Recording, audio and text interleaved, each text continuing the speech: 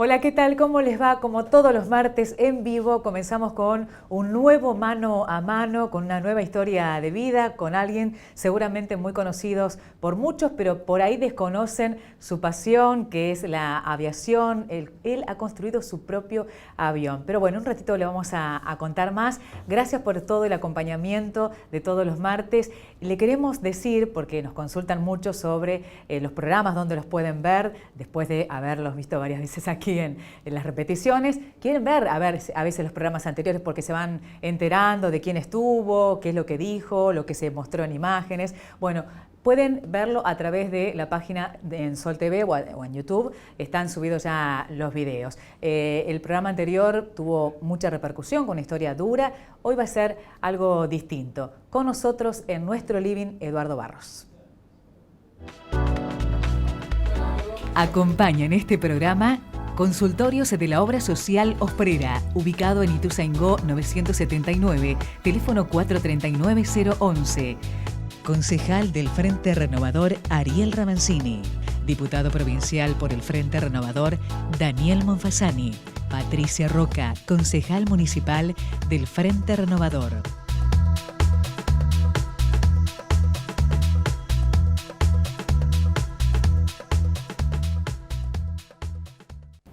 Hoy voy a aprender junto a ustedes seguramente mucho de lo que es la aviación con este sanpedrino, un piloto privado que tengo entendido en 1990 ya comienza a interesarse para construir su propio avión. Eduardo Barros, gracias por estar acá. No, por favor, gracias por invitarme. ¿Cómo comienza esta pasión por la aviación? Mira, en realidad no recuerdo desde cuándo. Yo sé que los aviones me gustan desde bastante tiempo, bastante chico. O sea, el hecho de ir al club, al aeroclub, por ejemplo, me acuerdo de bastante pequeño, ir a ver, a hacer aeromodelismo, ir a mirar los aviones. Ajá, pero porque alguien te llevaba a ese lugar, porque generalmente siempre hay alguien en la familia que lleva a los niños a determinado lugar y que después termina justamente gustándole lo que ven, lo que hacen, ¿no? Me llevaba a mi papá, por supuesto, pero bueno, o sea, de hecho a mi padre no le gustan los aviones. Creo que fue parte de un poco de resistencia tuvo a que yo me inclinara por esto. Pero sí, iba con la familia, íbamos a pasar como va tanta gente los fines de semana y siempre me gustó, siempre estuvo en mí el tema de volar, ¿no? De alguna manera. Y a partir de ahí, primero que empieza, la necesidad de querer subir a un avión. ¿Cuándo fue? ¿Recordás la primera vez que subiste a un avión, a una avioneta? Sí, siempre me acuerdo. Eso es, mira, pasó yo en los 17 años, por ahí trabajaba en el viejo Canal 4 y me acuerdo de ir a hacer unas notas en un festival que se hizo en el Aeroclub, año 84, 85, 86, 87, por ahí. Así que eras camarógrafo, digamos. Era camarógrafo, exacto. Sí. Y estábamos ahí en el club, yo me acuerdo que iba a ver cómo hacían paracaidismo y me había hecho un poco amigo de la gente que hacía paracaidismo. Y bueno, estábamos ahí en el medio del festival y me ofrecen, dicen, ¿no querés venir a grabar un vuelo? Carlos Barceló. Sí. Y bueno, esa fue la primera vez que hice un vuelo en avión y creo que desde ahí ya me quedó el bicho picando siempre que en algún momento iba a hacer el curso de piloto. ¿Y cómo fue esa primera vez? ¿Hubo cierta emoción? Algunos realmente se emocionan con el vuelo bautismo que les suelen llamar, ¿no? Fue un vuelo de bautismo, exactamente. Mira, en realidad fue una sensación muy extraña, ¿no? Volar, cuando uno vuela siente sensaciones que no se sienten estando en la Tierra, o sea, estamos suspendidos en 3 ejes. Acá en la Tierra nos falta uno. Sí. Bueno, para colmo, en ese vuelo, después de grabar un poco y todo lo demás, me pregunta si me animaba a hacer un poco de acrobacia. Barceló y bueno, inconscientemente le dije que sí, así que bueno, hicimos un poquito de acrobacia. No te digo que bajé en las mejores condiciones, pero bueno, me gustó. Ajá. ¿Y pudiste filmar todo? Sí, eso? Sí, está en los archivos, debe estar. Mareos. Ahí vemos bueno, y cuando primero viene esto de empezar a volar, pero después cuando se despierta la curiosidad en vos de querer armar tu propio avión, cosa que no es fácil, sin dudas, ¿no? Mira, yo el curso pude empezar Ahí vemos imágenes mientras. Eso es de acá en el aeroclub de acá de San Pedro. Ese es acá en San Pedro, exactamente. Ese es mi avión acá en San Pedro. Como te decía, yo en el año 90 entre 90 y 91 pude empezar a hacer el curso de piloto. Bueno, tardé 1 año y unos meses, me recibí de piloto. Y después uno se empieza a interesar en cómo funciona la actividad, ¿no? Siendo un joven. Bueno, ahí descubrí que había gente yendo a diferentes lugares, a diferentes festivales, había gente que se construía su propio avión, que había una categoría de aviones que era experimental. Y bueno, yo desde muy chico también me interesó el tema de las manualidades. Sí. Es toda una artesanía, digamos, todo un arte también. ¿No? O sea, es realmente una artesanía porque se hace todo de manera artesanal, o sea, cada pieza se construye de manera artesanal. Entonces, bueno, empecé a investigar, hasta que un día cayó a mis manos una revista, sobre el tema, una revista americana que está dedicada a la aviación experimental, y veo que ahí se ofrecen planos para construir aviones. Ajá. Y desde ahí, bueno, ahí empecé a interesarme y de ahí sale... ¿Y te gustaba un avión en particular? ¿El Robinson puede ser? No, en realidad no sabía. Yo quería hacerme un avión, pero no sabía qué. Un amigo, charlando con un amigo, que fue el primer constructor en San Pedro de un avión experimental, bueno, una vez, en una época me prestó un montón de planos para ver, pero eran aviones ultralivianos, muy simples, muy básicos, y la verdad que ninguno me llamó la atención. Entonces, bueno, después me empecé a poner metas, ¿no? Sí. Por ejemplo... que tenía que ser un avión rápido, que tenía que ser biplaza para poder ir 2 personas. ¿Cómo es esto de biplaza? ¿Cómo es para ir armando y saber que puede ese avión levantar vuelo para 2 personas, por ejemplo, y que no falle? Es muy difícil, ¿no? Ir pensando todo.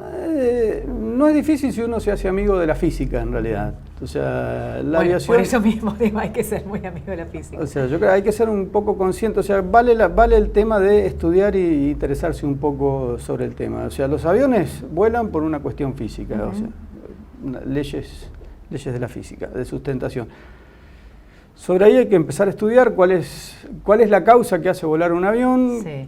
Cómo funciona, en este caso son las alas. Las alas tienen una determinada condición para que puedan elevar X cantidad de peso. Bueno, una vez que uno va interiorizándose sobre todo eso, hay cosas que no fallan, o sea, hay que respetarlas, ¿no? O sea, ¿Cómo que, por ejemplo, hay que respetar y tener, digamos, ser muy preciso en eso? Yo creo que hay que ser muy metódico, hay que tener en cuenta que un avión tiene que ser lo más liviano posible, o sea, el tema de volar, ya te digo, depende de la sustentación, y de la sustentación depende de las alas, y las alas no pueden ser infinitas para levantar todo el peso que sea necesario. ¿Cuál es la parte más importante del avión? Todo. ¿Qué es todo? Todo. No hay ningún avión tiene algo en su estructura que no tenga un fin específico. Exacto. Todo lo que lleva porque todo lo que no tenga un fin específico es peso, y el peso está en contra de lo que es volar. Entonces todo tiene una condición. Lo complicado por ahí es un poco el tema del tipo de materiales que se utiliza, porque no es fácil materiales que tengan X cantidad de resistencia y que sean livianos, o sea, cumplir determinados parámetros de peso con materiales que cumplan determinado parámetro de resistencia. Entonces de ahí viene un poco lo complejo. ¿Y cómo se va sacando todos esos datos que hay que utilizar la física para poder dar con el avión justo, las alas que también tienen que tener su proporción? Leyendo, charlando con gente que ya tuvo experiencia. Hay planos que se pueden comprar de diseñadores o de gente que ya hizo algún avión y que está comprobado que siguiendo esos planos el avión vuela. Y bueno, básicamente es así. No es ninguna cosa extraña, simplemente que hay que tener cierta conciencia y, ¿cómo te diría? Cierta condición a seguir para que las cosas terminen en algo razonablemente seguro, ¿no? ¿Cuándo y en qué año comenzaste a construir tu avión? Yo el avión, bueno, después de que decidí, fue el año 99, mediados del 99. Me tomé 6 meses investigando, diseñando algunas cosas, haciendo. Y empecé la construcción en el año 2000, febrero del 2000, creo. Febrero de 2000. ¿Cuánto tiempo te llevó armarlo? Me imagino todo el proceso, ¿no? Sí, yo lo tomé en realidad como un hobby. Nunca me puse una meta. Yo tal fecha tengo que tener mi avión armado. O sea, tengo una característica muy particular, que soy bastante tranquilo, soy muy detallista. Cuando llego a un punto donde no sé para dónde seguir, me concentro y me quedo hasta que logro encontrar el camino donde voy. Entonces, bueno, me llevó nada más que 12 años. 12 años. 12 años, hasta que el día que el avión voló. El avión estaba terminado mucho antes. ¿Y dónde ibas comprando todas las partes del avión? ¿Qué era lo que vos ibas priorizando a la hora de ir armándolo? ¿Era por esto de que vos te habías ya hecho un planito también? En realidad, yo lo que hice fue, tomé un diseño que me gustó, empecé a investigar. En esa época Internet no estaba tan masificado, me acuerdo que iba a un lugar que vos podías alquilar una máquina para ir, y empecé a buscar, no era tan fácil, encontré en castellano, no encontré absolutamente nada, encontré en Estados Unidos algunos muchachos que estaban construyendo y contaban qué eran lo que estaban haciendo, apoyado por fotos y demás, y me gustó el tema de modificar a su criterio algunas cosas. Entonces tomé un diseño que más o menos permitía ciertas cosas. ¿Qué diseño? ¿Es el KR2 EGB? Es el diseño que yo tomé, el avión se llama KR2 por los apellidos Ken Rand y el número 2 porque es biplaza. Estos dos señores son dos americanos que eran aeromodelistas y en el año 76 creo que fue, ampliaron sus trabajos de aeromodelismo a un avión más grande. Y bueno, lo presentaron en el festival que es en Estados Unidos. Ese fue el grande. famoso Robinson, digamos. Ese fue el famoso KR2. Robinson es del apellido de uno, claro, y Rand es el apellido del otro, eran dos amigos.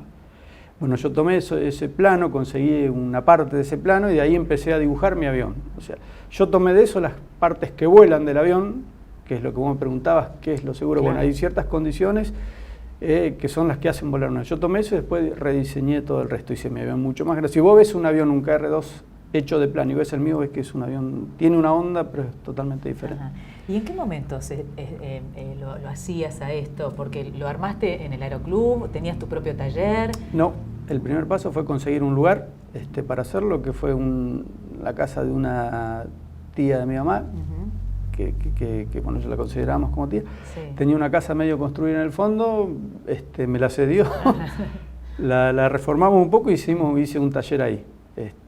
Y ahí fue donde empecé a construir el avión. Y lo hacía en ratos libres. Ajá. ¿Pero había alguien que te ayudaba o todo lo armabas solo? No, siempre hay un amigo, conocidos, o sea, que nos vamos consultando. En mi caso particular, Jorge Poncio, que fue el primer constructor, sí, y ganador de un premio por su construcción. Hoy me pasaba el dato un compañero que es también apasionado y constructor. Exacto, él fue el primer constructor de San Pedro y fue el primero en ganar un premio por su construcción. Y bueno, con él siempre tuve contacto yo y él fue un poco el que me asesoraba en la mayor parte de los aspectos, ¿no? Y siempre fue la persona de consulta. Después se sumaron otros amigos, después nos empezamos a conocer con gente de otras ciudades y ves que es un mundo bastante amplio que está un poco escondido porque no somos muchos, pero siempre somos de consulta mutua. Y el nombre, porque ahí veíamos un poco las imágenes, el nombre del avión, el Sonda. Yo le puse, ¿no? Sonda, sí. ¿Por qué? Mira, en realidad buscaba algún nombre que se caracterizara con algo nacional y busqué aves, vi que estaban todos usados. El único que no encontré que nadie había usado era el Sonda y realmente me gustó y bueno, le puse Sonda por el viento son. Ajá. Bueno, además has creado página de tu avión, es reconocido, pero después de la pausa me vas a contar cómo fue el día que dijiste, bueno, ya está terminado y ahora sí a ponerlo en marcha y bueno, y además si alguien te acompañó, bueno, ¿cómo fue ese día para vos? Dale. La pausa, ya volvemos.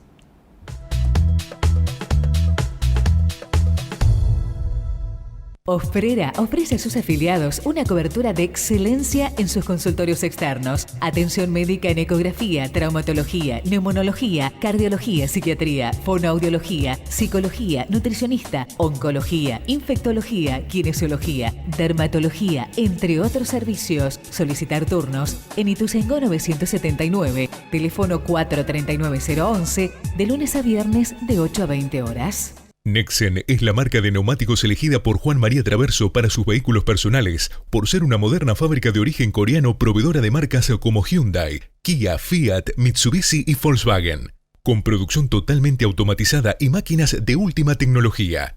Nexen posee una completa gama de neumáticos de alta performance para automóviles y camionetas a un precio muy conveniente.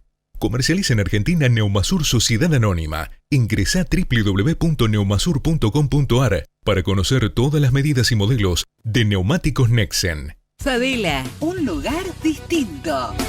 Para comenzar el día, riquísimos desayunos. Variedad de platos y cocina gourmet. Y de lunes a viernes, de 17 a 20 horas, disfruta del Happy Hour con amigos. Vení a Favela, comparte un buen momento. San Martín y Pellegrini. Llega Norte Bonaerense. Te contamos las noticias de la zona norte de Buenos Aires como nadie. Seriedad y profesionalismo al momento de informarte.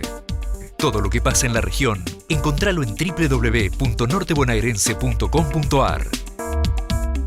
Morning comes, you hit the road. Nothing's gonna bring it close. Gotta burn the highway down. Fire's coming with the dawn. Nothing to remain unsung. Gotta see the highway burn. I can feel it so close to me. I can feel it so close to me. The sun is within all I can see. I can feel it so close to me.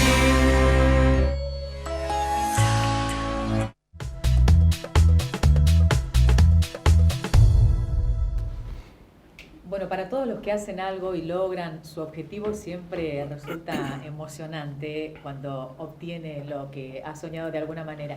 Digo esto porque recién cuando le hacía la pregunta antes de ir a la pausa, un poco creo que la emoción un poco invadió, lo veía en tus ojos, Eduardo, lo que fue seguramente ese día, cuando dijo, bueno, ya está terminado, a ponerlo en marcha. Sí, no es fácil, ¿no? Es la parte más difícil, sentarse y decir, bueno, ahora esto está en condiciones de volar. Pero bueno, o sea, como todo, hay ciertas normas que se fueron creando para que esto sea algo seguro, ¿no? Hay que ver que lo que uno hizo, uno soñó varias veces que volaba en ese, claro, en ese montón de cosas que puso. Bueno, yo particularmente, te digo, al ser metódico, me tomé el trabajo de buscar en internet y ver videos, todo lo que encontré referente a los primeros vuelos. Yo sabía que lo quería hacer yo, si bien es algo que no se aconseja que el constructor haga su propio vuelo, porque hay una carga emocional muy grande dentro de todo. Ajá. Sobre todo hay mucho miedo, o sea, en realidad es un vuelo muy desagradable. O sea, no se alcanza a disfrutar, digamos. No, para nada, para nada. O sea, lo que sí, o sea, el agrado, la alegría viene después, pero en el momento del previo, en el vuelo es mucha tensión, muy desagradable. Se lleva, hay ciertas condiciones que marcan que se puede hacer. Bueno, yo me tomé el trabajo de mirar todo lo que encontré sobre primeros vuelos, leía muchos pilotos de prueba, los consejos y las condiciones que marcaban para llevar adelante. Y bueno, hay una serie de pasos que se van haciendo en tierra con el avión para ir llevándolo cada vez a correr más rápido, ir chequeando cada vez después de cada carrera, ir haciendo pequeños saltos para ver cómo se comporta, cada vez más largo, cada vez un poquito más alto, hasta que bueno, en un momento uno dice, bueno, ya está, ahí es tomar la decisión de hacer. Y bueno, me acuerdo que ese día, fue en abril, no me acuerdo bien la fecha, pero bueno, convoqué a mis amigos, a los que habían estado en la construcción, creo que fue un día. ¿En abril del año, me habías dicho? Del año 2012, si no me acuerdo. Les dije, los cité a todos en el club, todos estaban esperando que yo tomara la decisión, pero bueno, yo ya les había dicho que yo les iba a avisar, no, en ningún momento aceptaba ninguna presión, por más que la tenía. Bueno, ¿cuándo vas a dejar de saltar y de correr? ¿Cuánto tiempo estuviste en esa etapa? Estuve como casi 4 meses en esa etapa. Bueno, había cierto... Es toda una cuestión de seguridad, claro, ¿no? Claro. O sea, esto es para disfrutarlo, no para tener un accidente y temor, romper años. O sea, ponele que no me hubiera lastimado o que no pase nada, pero romper 12 años de trabajo no tiene demasiado sentido por apurado. O sea, siempre siguiendo reglas, ¿no? Toda esa es la zona de San Pedro, mientras tanto vamos viendo, ¿no? Ese es el Aeroclub, exactamente. Bueno, y seguí bueno, los cité a todos en el club, por supuesto, corrieron todos, ¿no? Hicimos una charla, les hice a modo de briefing una charla previa, en donde les contaba qué era lo que iba a hacer, cómo lo iba a hacer, o sea, cada uno tenía un rol en ese día, uno operaba la radio, el otro tenía un listado con las cosas que yo iba a hacer, que las estudiamos antes, yo las sabía, pero había alguien que me las iba a dictar debajo. Evaluamos si pasaba algo qué acciones íbamos a tomar, si yo me ponía nervioso, quién me iba a Claro. calmar. Teníamos un médico, un amigo que es médico que estaba ahí, teníamos los teléfonos de una ambulancia, o sea, Sí, estaba todo, estaba todo realmente estaba organizado. todo organizado, todo previsto. Bueno, Claro. en un momento, bueno, me subo al avión y salimos, y cuando iba llegando a la cabecera, que es el lugar donde se despega, uno de mis amigos me dice, ¿estás seguro lo que vas a hacer?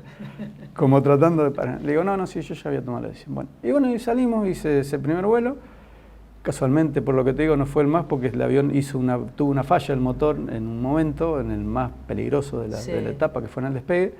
Pero bueno, yo creo que todos esos 4 meses, toda la preparación previa, el briefing, porque reaccionamos, tanto yo como mis amigos que estaban abajo, o sea, empezaron a calmarme, yo me calmé, bueno, después lo solucioné, fue una falla que se solucionó, pero que si no hubiera tenido por ahí previsto que eso iba a pasar, podría haber sido algo, Claro. algo no agradable. Bueno, hice un vuelo de creo que 20 y algo de minutos, bastante tensionado, por eso te digo, no fue un vuelo agradable. Pero bueno, aterricé y realmente después la Después alegría sí, fue inconmensurable, indescriptible, y no me lo olvido nunca más en mi vida. Ujú.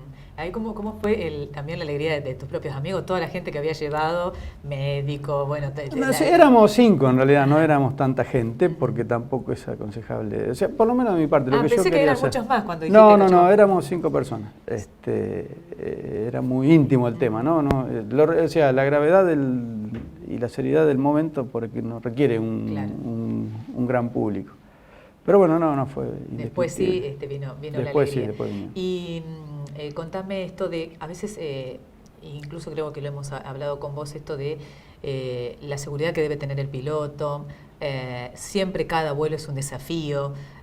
Hablamos de esto de los accidentes que ocurren, que es una novedad, pues los aviones casi son más seguros que los autos, es muy difícil, cada vez que hay un accidente aéreo es toda una noticia, pero en realidad ocurre con poca frecuencia. Pero el piloto a veces también tiene esto de pensar que tiene todo, y a veces también que la mayoría de las veces es falla humana más que mecánica. O sea, la mayor parte son fallas humanas. Si falla por ahí la máquina es porque hubo algún problema, alguna persona que hizo mal un mantenimiento. Entonces, bueno, normalmente el 100% de las veces es una falla humana. Todos los pilotos, o sea, si bien es una cuestión segura, es una operación de riesgo, ¿no? Estamos en un lugar donde el destino final es el piso, y bueno, no es agradable darse contra el piso ni sano.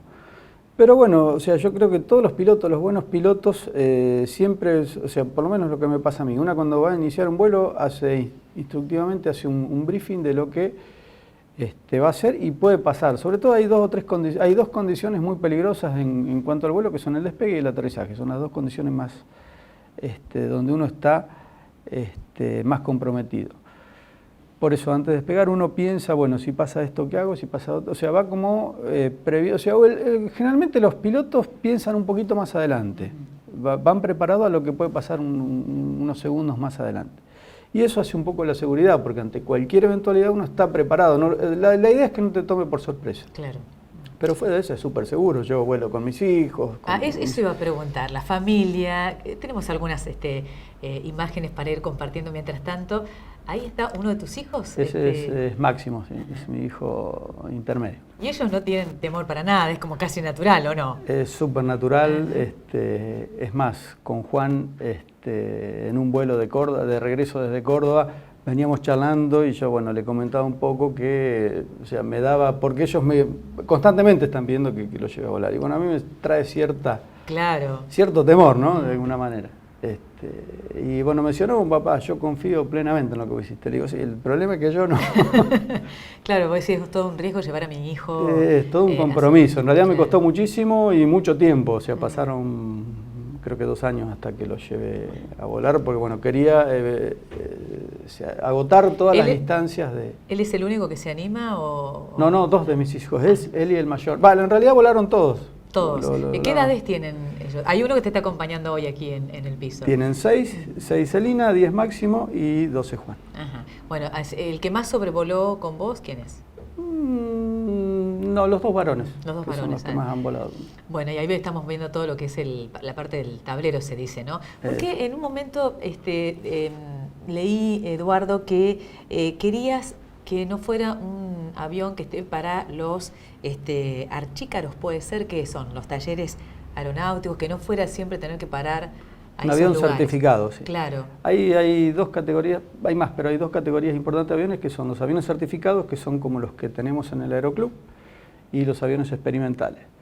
¿Cuál es la diferencia? Es que el avión experimental no está regulado ni cumple las normas de seguridad que impone el organismo de control. Que es el caso de tu avión. Es el caso de mi avión. Mi avión está certificado por la ANAC como categoría experimental, lo cual significa que lo construí yo y las pautas de construcción de seguridad las puse yo. Entonces, la ANAC no puede certificar que mi avión es 100% seguro de acuerdo a una certificación como son los aviones certificados. Hay una cuestión de costos y de seguridad. Claro. Mi avión no se puede usar para trabajar, no se puede dar escuela, no se puede enseñar a volar en mi avión. Hay un montón de cosas. Pueden operar en las mismas condiciones que los otros, pero hay unas cuestiones legales que no permiten que se usen para las mismas cosas. ¿Y ahora dónde está todavía? ¿Lo tenés ahí en el Está en el Aeroclub. ¿Cuántos hangares hay? ¿Muchos o no? En el club tenemos 4 hangares. Tenemos un hangar que es o sea, los 4 son del Aeroclub, del club. En uno de los hangares están los aviones del club, que son 4, y el resto está con aviones particulares. Y en el caso del resto son todos, el único propio es el tuyo y el de Ponce, ¿o hay otros que tienen también eso? Hay debe haber más de 15 aviones. Que lo han construido ellos mismos. Mira, hay más experimentales que aviones certificados. Hay 3 aviones certificados y el resto son experimentales. ¿Es una adrenalina especial la que tiene el piloto, más allá de a veces ir con atención y demás? ¿Es una adrenalina sobrevolar? No, yo creo que no. Es un disfrute en realidad, es una cuestión... No sé, Te pregunto porque hay pilotos que sí dicen que lo viven como de una manera especial, que es una adrenalina distinta. No sé, para mí es una cuestión, uno se libera, o sea, es como que mirás el planeta desde otro lugar, o te da, o sea, no sé cómo explicarlo, es diferente, es un disfrute. Pero adrenalina, no, por ahí una persona que hace acrobacia, bueno, sí. Pero me parece que debe ser la misma adrenalina de alguien que corre en auto, Claro, ¿no? Claro, que eso es otra cosa totalmente exacto. distinta. Bueno, y si tus hijos tuvieran que seguir lo que te gusta, ¿lo vas a acompañar? ¿Algún día digan, papá, tenemos ganas de armar nuestro propio avión? ¿Lo vas a ayudar? Sí, por supuesto. Sí. Sí, porque bueno, en mi casa hay revistas de aviación, no de fútbol, por ejemplo. Entonces, bueno, viven eso. Y, bueno, No, porque recién decía, me costó tomar la decisión de llevarlo conmigo en el avión. Llevarlo conmigo en mi avión por una cuestión de que, lo que yo te digo, la carga emocional de haberlo construido uno mismo, uno se acuerda de todas las tornillitos, de todas las cositas que puso y estarán en su lugar. Entonces, pero no puede ser, después vuelan en todos los aviones, inclusive en los aviones del club, pero bueno, particularmente llevarlos en el mío tiene una carga emocional diferente, que no me pasa con otros, ¿no? Bueno, Eduardo, la verdad que ha sido un placer tenerte aquí, conocer un poco de aviación, que uno realmente desconoce e ignora todo lo que vos contabas, pero siempre es bueno conocer historias y algún día por ahí, ¿por qué no?, dar una vuelta. Una sola vez sobrevolé un avión con un compañero de trabajo también, filmando. Y es muy lindo, la verdad, ¿eh? Sí, no, es apasionante. Es apasionante y bueno, invito al que tenga ganas, al que quiera conocer un poco sobre el tema, que se acerque al club y con gusto le mostramos lo que hacemos. Le contamos, lo llevamos a volar. ¿Se siguen haciendo? Pues, digamos, fue un vuelo bautismo, nos habían invitado para sobrevolar y fue un poco el vuelo bautismo, pero ¿se siguen haciendo los vuelos bautismo? Sí, se hacen muchos y mucha gente va, y generalmente el que va vuelve, sobre todo Siempre. los chicos. Sobre todo, los chicos, bueno, claro, los chicos les apasiona. Gracias por haber venido. No, por favor, un placer. Gracias. Bueno, y a todos ustedes, muchísimas gracias por acompañarnos, a mis compañeros que siempre están aquí en el piso colaborando y ayudando para hacer juntos este programa. Quiero agradecer a Candela del Sol, a Sonrisas por la billutería y también a Alan Dubá, que siempre me peina, y a todos ustedes por su compañía del otro lado. Será hasta el próximo martes. Auspiciaron este programa. Consultorios de la Obra Social Osprera, ubicado en Ituzaingó 979, teléfono 439-011. Concejal del Frente Renovador Ariel Ramancini. Diputado provincial por el Frente Renovador Daniel Monfasani. Patricia Roca, concejal municipal del Frente Renovador.